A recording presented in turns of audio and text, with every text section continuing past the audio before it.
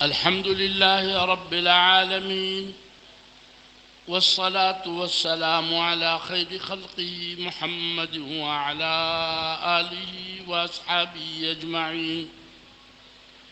أما بعد، فأعوذ بالله من الشيطان الرجيم. بسم الله الرحمن الرحيم. تبارك الذي بيده الملك وهو على كل شيء قدير، الذي خلق الموت والحياة ليبلوكم أيكم أحسن عملا وهو العزيز الغفور. صدق الله مولانا العظيم. اللهم صل على سيدنا ومولانا محمد وعلى آل سيدنا ومولانا محمد، كما صليت على إبراهيم وعلى آل إبراهيم إنك حميد مجيد. اللهم بارك على محمد وعلى آل محمد، كما باركت على إبراهيم وعلى آل إبراهيم إنك حميد مجيد. وہ عظیم بابرکت ذات جس نے موت و حیات کے اس عظیم نظام کو اس لیے چلایا ہے کہ تمہیں آزمائیں اور انسانوں کو امتحان میں ڈالا ہوا ہے کہ کون اچھے سے اچھا عمل کر کے آتا ہے، وہ زبردست بھی ہے اور غالب ہے، کوئی اس کو دھوکہ نہیں دے سکتا، ساتھ بخشنے والا مہربان بھی ہے، درگزر کرنے والا بھی ہے۔ تو اس نے اس عظیم نظام موت و حیات کے نظام کو اس لیے چلایا ہے کہ لوگ اور انسان اپنے اعمال کو اچھے سے اچھا کر کے آئے۔ انسان کو بھی ساری مخلوق میں سب سے اچھا بنایا۔ لقد خلقنا الانسان فی احسن تقویم، اچھے سے اچھا۔ احسن انسان کو احسن دین دے کر اللہ نزل احسن الحدیث، سب سے اچھا دین دیا، اچھی کتاب دی، اچھے نظام سے نوازا، اور پھر وہ یہ چاہتا ہے کہ انسان کے اعمال وہ بھی اچھے سے اچھا ہوں، صرف گزارے پہ نہ چلے، اور یہ مقدار کے ساتھ ایک اچھے معیار کا بھی حامل ہو۔ عمومی طور پر کوشش یہ ہوتی ہے کہ صرف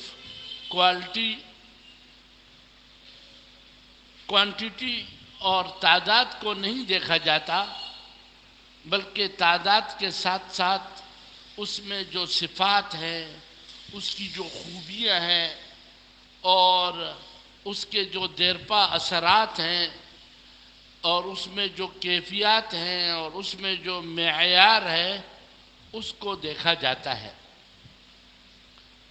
رشتوں میں بھی کوشش یہ ہوتی ہے کہ کس معیار کی ہے، خاتون میں کیا معیار ہے، لڑکے میں کیا معیار ہے، کس طرح کی تعلیم ہے، کیا صفات کا حامل ہے۔ صرف سر کو نہیں دیکھا جاتا کہ ایک انسان ہے، بلکہ اس کی خوبیاں اور اس میں جو صفات ہیں اس کو دیکھا جاتا ہے۔ اسی طریقے سے کوئی بھی چیز آپ لیں، گاڑی لیں، کپڑا لیں، مکان لیں، تو اس سب میں کوشش یہ ہوتی ہے کہ معیار کے اعتبار سے بھی اچھا ہو، مقدار بھی کسی درجے میں مطلوب ہے، دیکھا جاتا ہے کتنی تعداد میں ہے، نمازوں کی تعداد یہ مقدار ہے، زکوٰۃ میں ایک خاص مقدار ہے، روزوں میں ایک خاص مقدار ہے، حج میں خاص ایام مقدار ہیں. تو مقدار بھی اور تعداد بھی کسی حد تک ہے، لیکن اس کے ساتھ مقدار کے ساتھ ایک چیز اور ہے، اس کو معیار کہتے ہیں. وہ معیاری ہو جائے اور وہ اچھے سے اچھا ہو جائے اور وہ دیرپا ہو اور اس کے اچھے اثرات مرتب ہوں. یہ معاشرے کے اعتبار سے بھی اللہ چاہتے ہیں کہ مسلمانوں کا معاشرہ وہ باوزن معاشرہ ہو اور وہ معیاری معاشرہ ہو، اور انسانی معاشرے کے جو افراد ہیں تو ہر فرد اپنی جگہ پر ایک اچھا معیاری انسان ہو، خوبیوں والا انسان ہو، باکردار انسان ہو، بااخلاق انسان ہو، دردمند ہو اور اس کی دعا کی قوت ہو اور ان کے اخلاقی لحاظ سے وہ بہت بلند ہو اور اس کی سوچیں اونچی ہو اور اس کی نیت اعلیٰ ہو اور وہ ایک اچھے کردار کا حامل ہو. تو افراد میں بھی اللہ پاک کے ہاں اچھے اعمال والے انسان مطلوب ہیں، اچھے کردار کے حامل لوگ مطلوب ہیں. اور ظاہر بات ہے کہ جب یہ افراد میں مطلوب ہے تو افراد کا مجموعہ ایک گھر اور گھروں کا مجموعہ ایک محلہ اور محلے کا مجموعہ ایک ضلع، صوبہ اور ایک ملک اور ممالک کا مجموعہ. تو اس طریقے سے اس پورے عالم اسلام کو اللہ تبارک و تعالی ایک باوزن معاشرہ اور کردار کے اعتبار سے بہت عمدہ اور باقی اقوام عالم کے لیے یہ اثر انداز ہو جائے اور یہ خیر امت جیسے اللہ نے بنایا تو اس انداز سے اس کا خیر نظر بھی آنے لگے اور اس کا خیر غالب بھی آئے اور اس کی خیریت اور اس کا سب سے عمدہ ہونا اور اس کا سب سے اچھا ہونا وہ واضح ہو، سر کی آنکھوں سے نظر آ رہا ہو اور اس کو محسوس کیا جا سکے. یہ ہم سے مطالبہ ہے.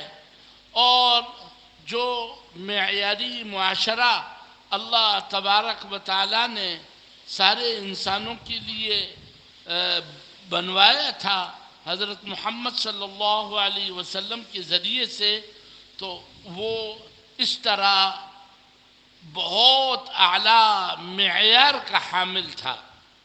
اور ان کے افراد بھی، ان کے خواتین بھی، ان کے مرد بھی، ان کے چھوٹے بھی، ان کے بڑے بھی، ان کے تاجر بھی، ان کے ملازم بھی، ان کے فقیر بھی، ان کے مالدار بھی اور ان کے رؤساء بھی اور ان کے صاحب منصب لوگ اور صاحب علم لوگ اور عمومی مجمع، ان سب میں ایک عمدہ معیار تھا اور وہ بڑے باوزن لوگ تھے، بڑے باوزن لوگ. یہی وجہ کہ ان کا سب سے اچھا ہونا وہ نظر بھی آتا تھا اور وہ مختلف مواقع پر جب آزمائش آتی اور کوئی ٹکر کا موقع آتا اور کئی موازنے کا موقع آتا اور مختلف میدانوں میں جب ان کو اتارا جاتا یا ان کو منصب دیے جاتے یا ان کو عہدوں سے نوازا جاتا یا ان کے پاس اموال آ جاتے یا ان کے پاس اختیارات آ جاتے، تو وہ ہر موقع پر بڑے کامیاب ہوئے ہیں، بڑے عمدہ لوگ تیار کیے تھے. ان کے نوجوانوں کا جذبہ بھی بڑا حیرت کن ہے. حیرت ہوتی کس طرح ہمارے عظیم نبی صلی اللہ علیہ وسلم نے بہت کم وقت میں، بڑے قلیل وسائل میں، بلکہ وسائل نہ ہونے کے درجے میں، وسائل انتہائی کم اور وقت بھی بہت کم وقت میں حضرت کو اس معاشرے کی تعمیر اور اس معاشرے کے بنانے میں 23 سال ملے ہیں. 23 سال کا عرصہ بہت کم وقت ہے، یہ بہت کم وقت ہے، اور وسائل بھی انتہائی کم ہیں، اور معاشرہ بھی جو ملا تو آپ کی تعمیر سے پہلے وہ انتہائی گرا پڑا، اور اس گرے پڑے معاشرے کو آپ نے اٹھایا، ان کی تعمیر کی، اور ان کے حوصلے بلند کرائے، ان کے سوچوں کو اچھا کیا، اور وہ اتنے عجیب کردار کے حامل ہونے لگے، ان کے مرد اور ان کی خواتین اور ان کے بچے. حیرت ہوتی ہے ایسے موقعوں پر، جبکہ بڑے سخت موقع ہوتے اور جان جاتی ہوئی نظر آتی اور ہر طرف سے خوف کے سائے ہوتے، اور ایسا لگ رہا ہوتا کہ بس اب ختم ہو جائیں گے. ایسے موقعوں پر ان کے مرد، ان کی خواتین حضرت نے ایک موقع پر عورتوں کو واپس کیا کہ جی عورتیں ہیں، صنف نازک ہے اور مشقت کا حال ہے، اور جانوں کو خطرہ ہے، ہر طرف سے خطرات ہیں، دشمن آئے ہوئے ہیں. تو ان عورتوں نے اپنے کام خود تلاش کیے اور عرض کیا، اے اللہ کے رسول، آپ ہمیں واپس نہ کیجیے. ٹھیک ہے کہ جنگ کے میدان میں ہم لڑ نہیں سکتے، لیکن یہ لڑنے والوں کو جب یہ پیاسے ہوں گے تو ان کو پانی تو ہم پلا سکتی ہیں، اور ان میں لوگ زخمی بھی ہوتے ہیں تو ہمیں مرہم پٹی آتی ہے تو ہم مرہم پٹی کر سکتے ہیں. تیر اندازی تو نہیں کر سکتے، لیکن ان تیر مارنے والوں کو تیر تمانے کی بھی ضرورت ہوتی ہے، تو ہم تیر تمانے کے کام آئیں گے. جب وہ تیر اندازی کریں گے اور دشمن پر تیر چلائیں گے تو جب ان کے تیر ختم ہونے لگیں گے تو ہمارے پاس اور تیر ہوں گے، ہم ان کو دیتے جائیں گے اور وہ تیر مارتے چلے جائیں گے. اگر وہ زخمی ہو گئے تو ہم مرہم پٹی کرتے چلے جائیں گے، ان کی مرہم پٹی کریں گے. پیاسے ہوں گے تو پانی پلائیں گے. اب یہ ایک جذبہ ہے خواتین کا، کس طرح ان کا دین کی سربلندی کے لیے، دین کی تحفظ کے لیے ان خواتین کا اس انداز سے سوچنا، یہ ایک خاص انداز سے آپ نے اس معاشرے کو اٹھایا تھا. عمومی طور پر آپ کے معاشرے کے جوان، وہ بھی جو کم عمر بچے، کئی واقعات ایسے ہیں کہ بچوں پہ اس پہ مقابلہ ہو رہا ہے کہ اس کو آپ نے اجازت دی ہے جہاد میں جانے کی، مجھے بھی اجازت دیجیے. حضرت نے ارشاد فرمایا، چھوٹے ہو، کہا میرا مقابلہ کراؤ. اگر میں نے اس کو گرایا تو پھر تو میرا حق بنتا ہے کہ میں جاؤں. اور کان میں ان سے کہتے ہیں کہ آپ کو تو اجازت مل گئی ہے، آپ کو تو اجازت مل گئی ہے، اس لیے اگر آپ گر گئے تو اس سے تو آپ کو واپس نہیں کیا جائے گا، اور اگر میرے سامنے آپ گر گئے تو میرا کام بن جائے گا. اب یہ وہ ہیلے ہیں اور وہ تدبیریں ہیں کہ کسی طریقے سے ہماری جان کام آ جائے، جان بچانے کو نہیں سوچ رہے ہیں. یعنی عمومی طور پر جو اس وقت ہماری کمزوری ہے، جس سے معاشرہ غیر معیاری بنتا ہے، کہ جب امتحان کا وقت آتا ہے تو اس میں ہمارا دماغ اس طرف چل رہا ہوتا ہے کہ یار کس طرح ہم اپنی جان بچائیں، ایسے کیا آزار نکال دیں کہ اگلا مطمئن ہو جائے کہ یار ٹھیک ہے جی اس کو رہنے دو، یہ بوڑھا ہے، یہ بیمار ہے، یہ کمزور ہے، یہ فقیر ہے، اور یہ خاتون ہے، اور یہ چھوٹا ہے.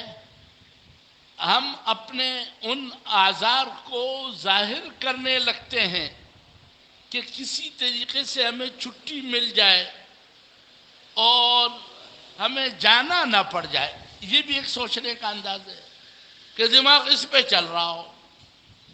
اور ایک وہ انداز تھا عمدہ پیارا کہ کسی طریقے سے ہم کام آ جائیں. ایک صاحب، ان کی 7 بہنیں، گھر میں کوئی مرد نہیں تھا، والد جہاد پہ تشریف لے جا رہے تھے، تو خواتین کے سنبھالنے کے سلسلے میں ان کو گھر پہ رکھا گیا. اللہ کی شان، ان کے والد صاحب شہید ہو گئے. اب یہ صاحب آتے ہیں جو 7 بہنوں کے بھائی ہیں، اور ان کو ان خواتین کی وجہ سے روکا گیا تھا.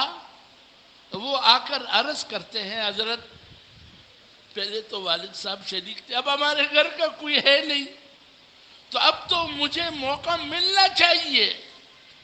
یہ عجیب بات ہے، کس انداز سے وہ یہ تعبیر پیش کر رہے ہیں. غزوہ احد کی بات ہے. اس کے بعد حمراء الاسد کی طرف جانا تھا، تو اس میں وہ آ کر کے عرض کرتے ہیں کہ جی والد صاحب شہید ہو گئے، ورنہ میں تو جاتا، اور مجھے صرف بہنوں کی وجہ سے روکا گیا تھا، اور اب وہ شہید ہو گئے اور ہمارا گھر کا کوئی نمائندہ نہیں رہا، تو اب تو مجھے موقع ملنا چاہیے کہ میں جاؤں. بجائے اس کے کہ وہ یہ عرض کرتا کہ اب تو اور بات بنتی ہے کیونکہ والد صاحب نہیں رہے تو مجھے چھوڑا جائے. نہیں، وہ اس کے راستے ہموار کر رہا ہے کہ کسی طریقے سے دین کی سربلندی کے لیے، دین کے تحفظ کے لیے ہماری جان کام آ جائے. وہ اس کی لیے تدبیر کر رہا ہے، اپنے آپ کو پیش کر رہا ہے. حضرت عبد الرحمن بن عوف رضی اللہ تعالیٰ بدر کے میدان میں کھڑے ہیں. اب جنگ کے میدان میں ہوتا یہ ہے کہ آدمی اپنے دائیں بائیں کو دیکھتا ہے کہ اگر دائیں بائیں مضبوط ہو تو کوئی حملہ آئے تو ہم اچھے طریقے سے اثر انداز ہوں. تو دیکھا دونوں طرف بچے ہیں، کم عمر لڑکے ہیں. اللہ کی شان، دونوں انصاری ہیں اور دونوں کم عمر بچے ہیں. تو اب تھوڑا خیال ان کو آیا، بڑی آزمائش کا وقت ہے، جنگ کا وقت ہے، اور میرا دایاں بایاں بڑا کمزور ہے. یہ خیال آ ہی رہا تھا کہ اتنے میں ایک نے کہا یا عمی، چچا جان، اے چچا جی میرا ایک سوال ہے. آپ ابو جہل کو جانتے ہو؟ کہ آپ کا ابو جہل سے کیا کام؟ کام نے سنا ہے وہ ہماری نبی کا دشمن ہے اور وہ حضرت کی گستاخی کرتا ہے، حضرت کو گالیاں دیتا ہے. ہم نے سوچا کہ آج تو بس اس پر وار کر ہی لے. سب سے بڑے دشمن کو وہ چھوٹا سوچ رہا ہے کہ اس پر حملہ کیسے کروں اور اس ناسور کو کیسے ختم کروں. یہ کینسر کا پوڑا جو انسانیت کے لیے ایک ناسور بنا ہوا ہے، اس کینسر کے پوڑے کو ختم ہو جانا چاہیے. یہ فسادی عنصر جس سے خیر کا کام رک رہا ہے اور انسانیت کے بنانے کا اتنا عمدہ کام، اور اس میں یہ بدبخت اتنی بڑی رکاوٹ، اس بدبخت کو ختم ہو جانا چاہیے. یہ ایک بچے کی سوچ ہے اور اس کے ختم کرنے کے سلسلے میں وہ یہ حوصلہ رکھتا ہے کہ جانتا بھی نہیں ہے کہ میں پہچان جاؤں تو اس پر حملہ کروں. اس کے لیے وہ راستے ہموار کرتا ہے. ابھی اس کی بات چل رہی تھی کہ دوسرے جانب کے بچے نے بھی بعین ہی یہی بات کی. اتنے میں ابو جہل کافروں کے صفوں کو درست کرتے ہوئے گھوڑے پہ نظر آیا. وہ ہے تمہارا شکار، وہ جس کے سوچ رہے ہو. بس دیکھتے ہی اب انہوں نے سوچا نہیں کہ کیا ہو، اور دوڑ پڑے. اور کیا عجیب سوچنے کا انداز اور کیا تربیت کا انداز. آج ہمارا جوان ہے کہ وہ اس کو کرکٹ کی لگی ہوئی ہے. کرکٹ کے ہر گلی میں کرکٹ، اور اس کو کس طرح ہم جیت لیں، اور ہماری کرکٹ کی ٹیم، ہماری کرکٹ کی ٹیم. اب وہ بھی جوان ہے، ان کی بھی سوچ ہے، اس کے پاس بھی تلوار ہے، اس نے بھی تیاری کی ہوئی ہے، اور دوڑا. ابھی جنگ عمومی شروع بھی نہیں ہوا اور دوڑ پڑا. اور ایک نے گھوڑے پہ حملہ کیا اور دوسرے نے ابو جہل کے ٹانگ پہ حملہ کیا اور ان کو گرا کے تیسرا ان کا معاون آیا، اس نے مزید زخمی کیا، اور چوتھا ان کے سینے پہ سوار ہو کر ان کے سر کو کاٹ لیا. یہ میں اس معاشرے کی جو ہمارے عظیم نبی نے اٹھایا تھا، اور ان کے نوجوانوں کے اور ان کے معمر لوگوں کے اور ان کے خواتین کے کیا جذبات تھے، وہ کس کیفیات کے لوگ تھے، وہ کس مقدار کے حامل تھے. ہم سے یہ چاہا جا رہا ہے کہ وہ تمہارے لیے مثالی معاشرہ ہے. تم اپنے معاشرے کی، اپنے نوجوانوں کی، اپنے معمر لوگوں کی، اپنے مالداروں کی، اپنے غریبوں کی، اپنے خواتین کی، اپنے منصب کے لوگوں کی اس اعتبار سے تیاری کرو. تمہارا بھی ایک مقابلہ ہے، تم بھی ایک میدان میں ہو. لیبلوکم ایکم احسن عملا، جیسے ان سے کہا جا رہا تھا اور ان کے ٹکر کے لوگ تھے اور انہوں نے ان کا ٹکر لیا اور واقعتاً وہ اس میں نکھر گئے اور ایسے صاف ستھرے چھا گئے. اور آج تک ان کے تذکرے وہ ایک ایمانی غذا کا کام دیتا ہے، وہ ایمان کو بڑھاتا ہے. ان کے احوال میں سوچنا، اس کے تذکرے کرنا، وہ ایمان بڑھاتا ہے. تو جن کا تذکرہ اتنا ایمان بڑھا رہا ہے، تو جو خود اس سے گزرا ہوگا ان کی ایمان کی کیا کیفیت ہوگی اور کس انداز کے اور کن کیفیات کے وہ حامل ہوں گے. یہی عمریں ان کی تھی، یہی قوت طاقت تھی.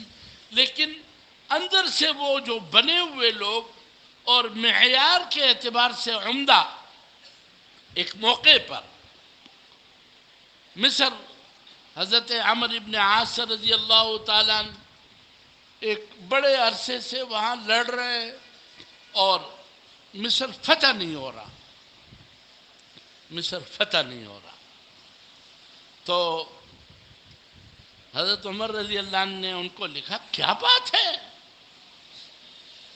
اتنا وقت ہو گیا اور اب تک مصر کا مسئلہ حل نہیں ہوا.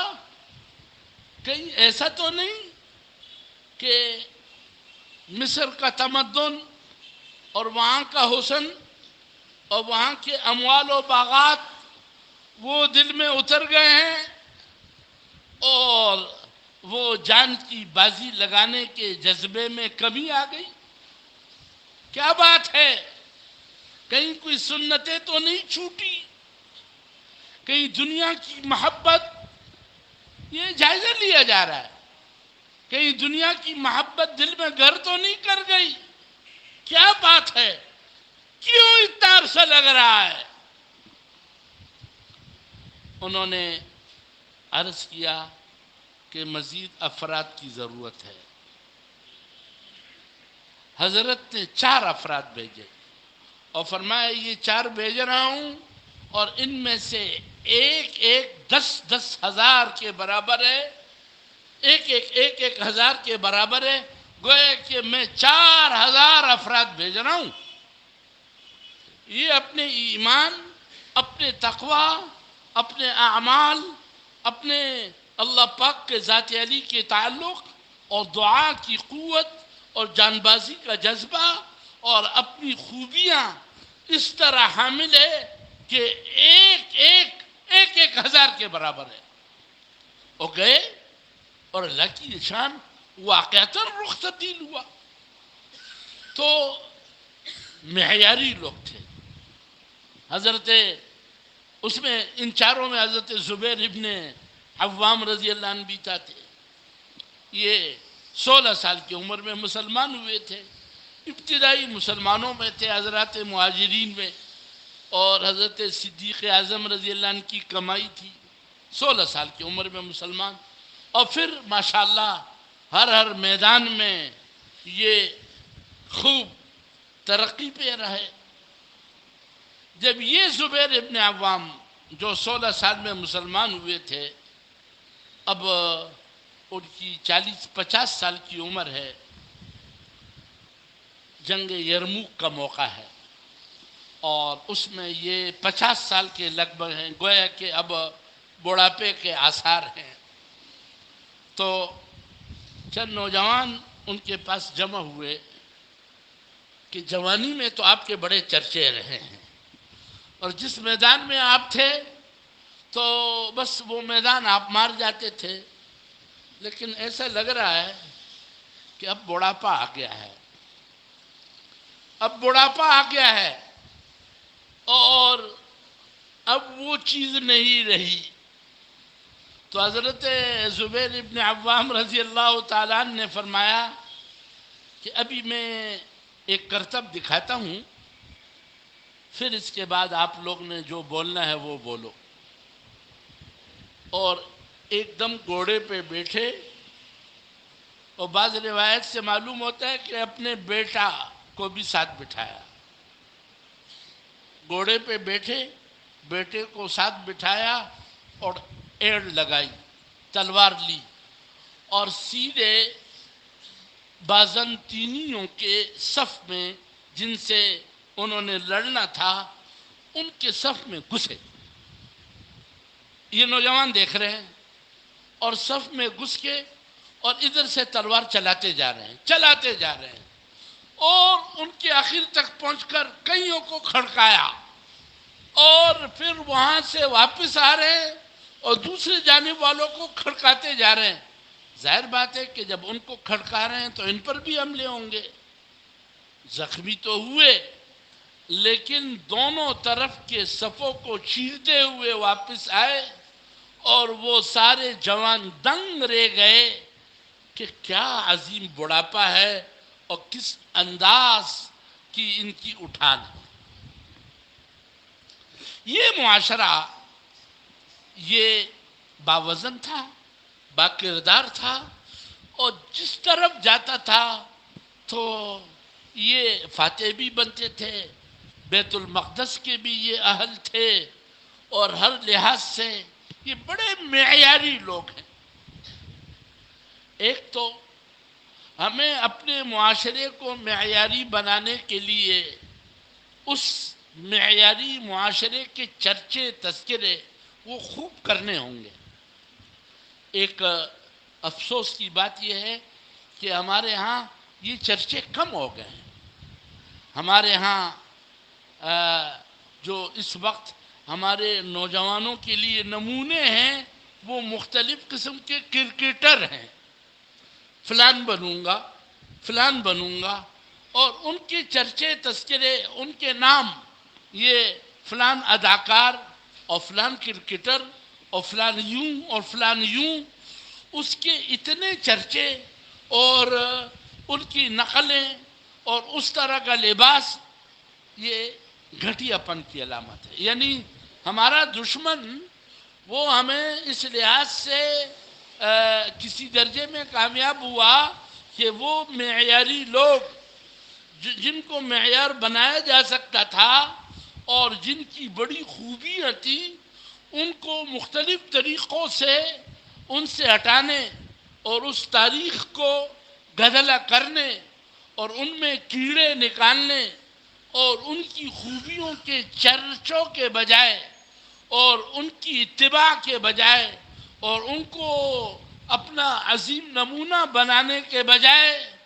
مختلف انداز سے ایسے طریقے اختیار کیے جا رہے ہیں کہ ہمارے نوجوانوں، ہمارے بوڑھوں، ہمارے تاجروں اور ہمارے ملازموں اور ہمارے فوجیوں اور ہمارے پولیس والے اور ہمارے پہلوان اور ہمارے قوت طاقت والے اور ہمارے مالدار ان کے لیے نمونہ کوئی اور ہو جائے اور ان کے نقش قدم پہ چلنے لگے اور ان گھٹیا سوچوں کے حامل ہوں اور وہ گھٹیا زندگی گزار رہے ہوں، یہ احسن عملہ نہیں ہے. اس لیے مار پڑ رہی ہے، اس لیے مار پڑ رہی ہے.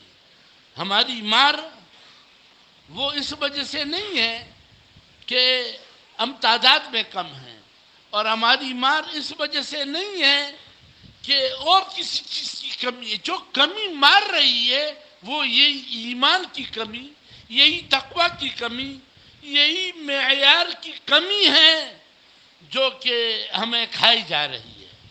لیکن کیسے اس کریم رب کا شکر ادا کریں کہ جب ایسے ٹکروں کے موقع پر جہاں پر ہوتا ہے، پہلے امتوں میں بھی أَلَمْ تَرَ إِلَى الَّذِينَ خَرَجُوا مِنْ دِيَارِهِمْ وَهُمْ أُلُوفٌ حَذَرَ الْمَوْتِ، لاکھوں اور ہزاروں کی تعداد، اور دشمن ان پر مسلط اور بڑا سخت حال، اور انہوں نے ان کے لیے جنگ کے میدان کا سامنا ہوا اور ان کے لیے ایک قائد کو طے کیا گیا اور وہ چل پڑے. تو آزمائش یہ آئی کہ جی راستے میں ایک نہر پڑ رہا ہے، اس نہر سے پانی پینا ہی نہیں ہے، اور اگر پینا ہے تو ایک چلو سے زیادہ نہ ہو. یہ ایک آزمائش آ گئی تھی بڑی تعداد میں، بڑے تعداد میں، لیکن یہ مانا نہیں. اور جب اس نہر کے پاس پہنچے گھٹا گھٹ پینے لگے اور ایسا پی گئے، اب ان میں سستی چھا گئی اور کہنے لگے لا طاقت لنا اليوم بجالوت وجنودی، آج تو ہمارے پاس جالوت اور اس کے لشکر کے ساتھ لڑنے کی طاقت ہی نہیں رہی. اور پیٹ ان کے پھول گئے اور سستی ان پر چھا گئی اور یہ ہزاروں یہ پیچھے رہ گئے. لیکن ایک مختصر سی تعداد، اور بعض روایت سے معلوم ہوتا ہے کہ 313 کے بقدر، جیسے اصحاب بدر کی تعداد 313، یعنی سینکڑوں میں، وہ ہزاروں کام نہیں آئے. اور یہ سینکڑوں جو 313 اور جو ماننے والے وہ جنہوں نے یا ایک چلو یا پیا ہی نہیں تھا اور نبی کی بات مان گئے اور سامنے جو ہدف تھا پیاس کی پرواہ نہیں کی، اگلے ہدف کی طرف بڑھتے گئے. سبحان اللہ، ان کو اللہ نے ایک قوت دی اور وہ کہنے لگے کم من فئۃ قلیلۃ، کم من فئۃ قلیلۃ غلبت فئۃ کثیرۃ بإذن اللہ واللہ مع الصابرین.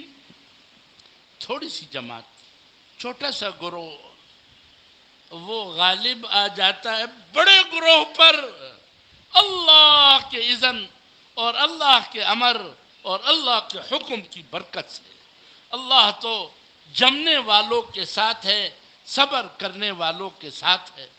چنانچہ وہ تھوڑے جب بڑے، اللہ نے ان کو ہمت دی، اور اس میں حضرت داؤد علیہ السلام بھی تھے، اور داؤد علیہ السلام کی چل گئی، قتل داؤد جالوتا، جالوت کو قتل کر لیا۔ سبحان اللہ، داؤد کام آ گئے، اور اللہ نے کرم فرمایا، آگے چل کر کے وہ سارا باطل کا نظام ختم ہوا اور حق کی غلبے کی شکل قائم ہو گئی۔ یہ اللہ ہمیں سناتے ہیں، ہمیں اس پر ابھارتے ہیں کہ تمہارے ساتھ بھی ایسا ہوگا۔ اللہ کا کرم، ہم جو کچھ کر رہے ہوں جذبہ صرف یہ ہو کہ وہ کریم رب راضی ہو جائے، نام کرنے کے بجائے ہمیں اس کی لگی ہوئی ہو، لگانے میں مزہ آ رہا ہو، اور جی دل آگے اٹکا ہوا ہو، ہم نے آگے جانا ہے، ہم نے آگے جانا ہے، ہم نے آگے جانا ہے۔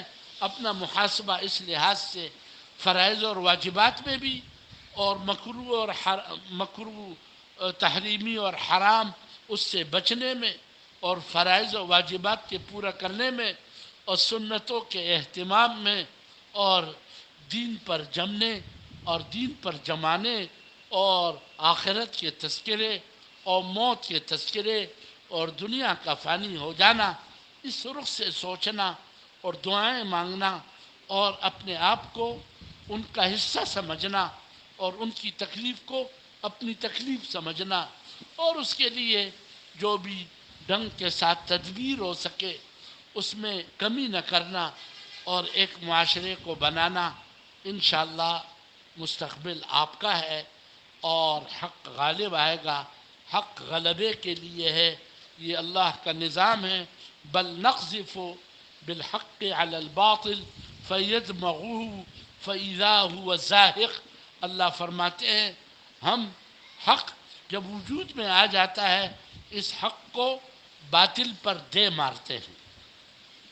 بل نقذف بالحق علی الباطل، حق معاشرہ جب وجود میں آ جاتا ہے، ایمانی معاشرہ وجود میں آ جاتا ہے، تقوی والوں کا معاشرہ وجود میں آ جاتا ہے، متقی نوجوان، متقی خاتون، متقی باپ، متقی بیٹا، حق کے حاملین، یہ جب وجود میں آ جاتے ہیں، پھر اللہ کی سنت یہ ہے بل نقذف بالحق علی الباطل، ہم اس حق کے مجموعے کو باطل پر دے مارتے ہیں، ایک ٹکر کراتے ہیں، اور اس ٹکر کے نتیجے میں ہوتا یہ ہے فَيَدْمَغُهُ، اس کا بیجا نکل جاتا ہے۔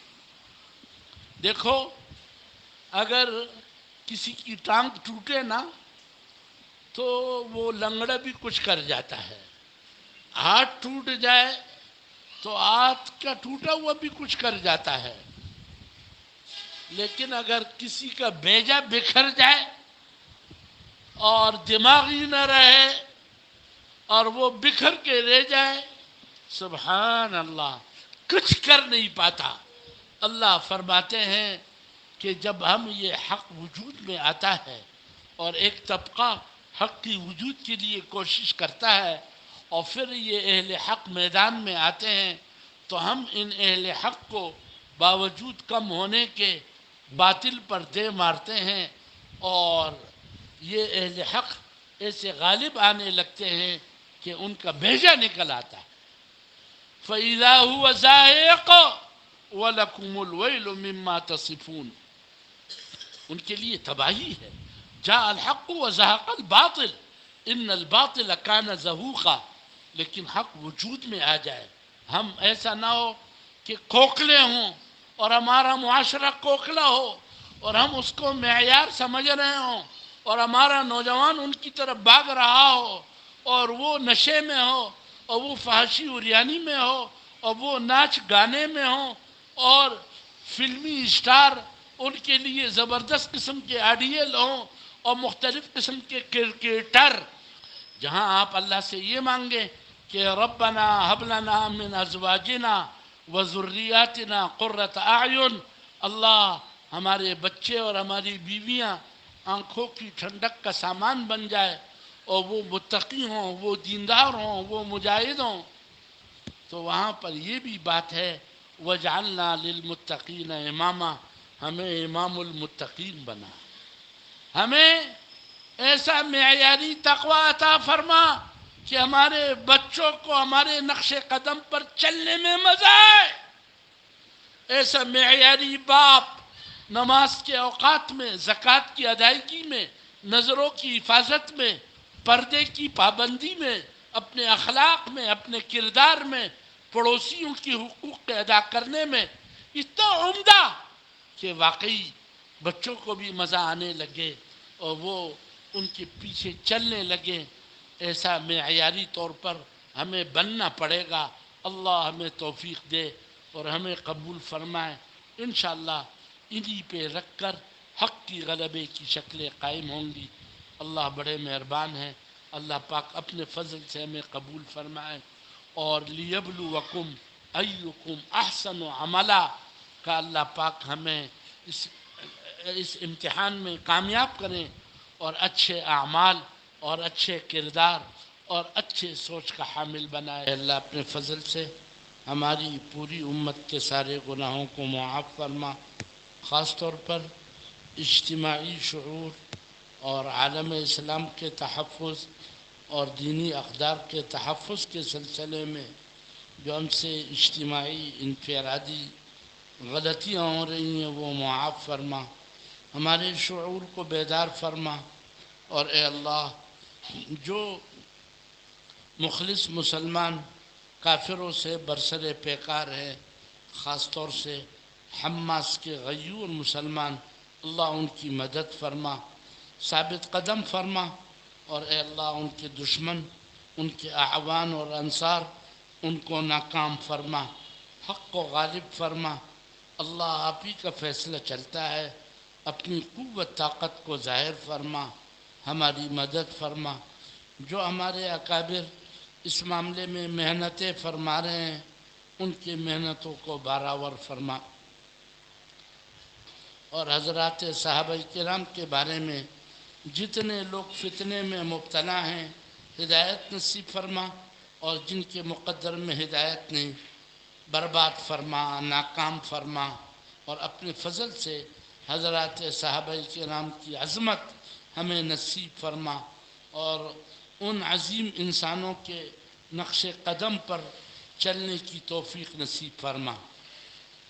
عالم عربی کے آج ہی یمن کے مولانا عبد المجید زندانی، ہمارے حضرت شیخ الاسلام مولانا تقی عثمانی صاحب دامت برکاتہم کے رفقا میں اور یمن میں انہوں نے دارالایمان کے نام سے ایک عظیم مدرسہ، جہاد کا سنٹر، اور کئی طرح ان کے کام تھے، بڑے عظیم آدمی تھے۔ ان کا آج صبح انتقال ہوا، اور ان کا بڑا کام حضرت مولانا تقی صاحب نے بڑی تفصیل سے اپنے سفر نامے میں ان کا تذکرہ کیا ہے۔ اللہ حضرت مولانا عبد المجید زندانی کی بھی مغفرت فرما، ان کے درجات کو بلند فرما، اور اے اللہ یمن کو باطل سے آزاد فرما اور حق کے غلبے کے لیے قبول فرما، اور حضرت زندانی کے لائے ہوئے باغات اور ان کے لگائے ہوئے باغات کی حفاظت فرما، اور اے اللہ ان افکار کو زندہ فرما، اے اللہ اہل حق کی حفاظت فرما۔ ہمارے کراچی کے ایک عالم، ہمارے اچھے شاگرد مولانا عمر صاحب باب الاسلام کے خطیب اس وقت شدید بیمار ہیں، علیل ہیں، پھیپھڑے ان کے فیل ہو چکے، ان کے لیے بھی دعا فرمائیں، اللہ پاک ان کو صحت نصیب فرمائے۔ اور بھی جتنے ہمارے اکابر علماء، مشائخ اور رفقا بیمار ہیں، اللہ پاک ان کو صحت نصیب فرمائے۔ ہمارے پڑوس میں آج صبح ایک خاتون کا انتقال ہوا، اور ایک اور صاحب کو ڈاکوؤں نے قتل کیا۔ جتنے بھی یہ شہداء اور ہمارے مرحومین مرحومات ہیں ان سب کی مغفرت فرما، ان کے درجات کو بلند فرما، اس مسجد کو آباد فرما، اس کے آباد کرنے والوں کو آباد فرما، حرمین شریفین کے برکات سے ہمیں مالا مال فرما، بار بار قبول فرما، آنے والے حج میں غیب سے یا اللہ ہماری حاضری کے اسباب پیدا فرما اور ہمیں قبول فرما، اے اللہ سفر و حضر کو قبول فرما۔ ربنا تقبل منا انك انت السميع العليم وتب علينا انك انت التواب الرحيم، وصلى الله تعالى على خير خلقه محمد وعلى آله وأصحابه أجمعين برحمتك يا أرحم الراحمين.